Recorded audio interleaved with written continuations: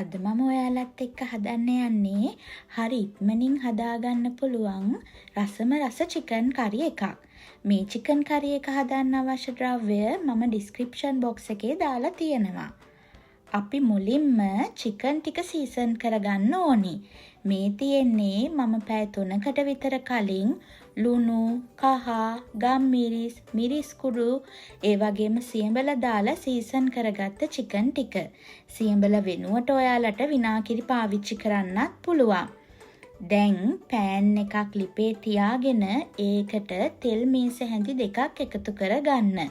ගොඩාක් තෙල් එකතු කරගන්න එපා. මේස හැඳි දෙකක් හොඳටම ඇති. දැන් තෙල් ටික හොඳට රත් වුණාට පස්සේ අපි පෑන් එකට සිහින්ව කපාගත්ත ලොකු ලූණු ගෙඩි දෙකක් එකතු කරගන්නවා. දැන් මේ ලූණු ටික මද ගින්දරේ රන්වන් පාට වෙනකම් බැද ගන්න ඕනි. ලිපේ ගින්දර වැඩි කරගන්න එපා. එහෙම වුණොත් ලූණු ටික කර වෙන්න පුළුවන්. ලූණු ටික රන්වන් පාටට බැදීගෙන එනකොට අපි මේකට එනසාල් ඇට කිහිපයක් එකතු කරනවා. මම නම් එකතු කරගත්ත එනසාල් ඇට ඔයාලට ඕනි නම් එනසාල් කුඩු උනත් එකතු කරගන්න පුළුවන්. දැන් අපි රම්පේ කරපිංචා එකතු කරගන්නවා. ඊට පස්සේ තලාගත්ත සේර කෑල්ලක් එකතු කරගන්නවා. සේර වලින් චිකන් කරි එකට වෙනස්ම රසක් ලැබෙනවා. දැන් අපි ලිපේ ගින්දර අඩු කරලා අපි කලින් සීසන් කරගත්ත චිකන් ටික මේ ලූණු තෙම්පරාදුවට එකතු කරගන්නවා. දැන් චිකන් ටික ලූණු තෙම්පරාදුවත් එක්ක හොඳින් මිශ්‍ර කර මද ගින්දරේ චිකන් ටික බෙදෙන්න අරිනවා. චිකන් ටික කෑලි දෙපැත්ත හරව ගනිමින් හොඳට බෙද ගන්න ඕනි. මේ තියෙන්නේ විනාඩි 20කට විතර පස්සේ දැන් ඔයාලට පේනව නේද? අපේ චිකන් ටික හොඳට බැදිලා තියෙන්නේ. අපි ලූණු තෙම්පරාදුවට එකතු කරේ තෙල් මේස හැඳි දෙකයි.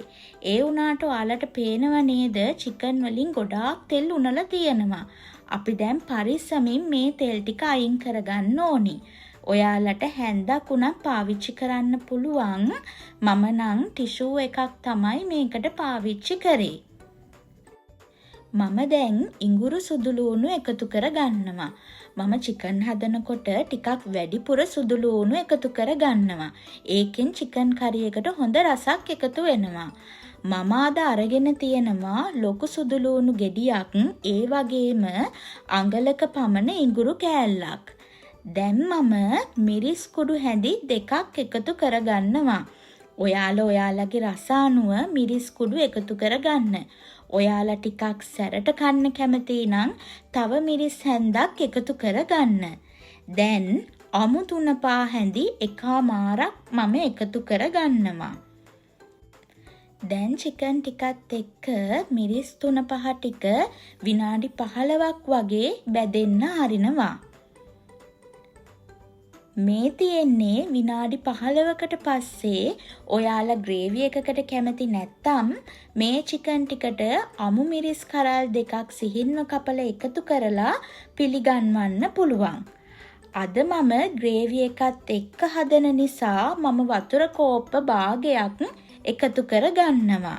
දැන් පෑන් එක වහලා විනාඩි 10ක් මද ගින්දරේ පිස ගන්න ඕනි.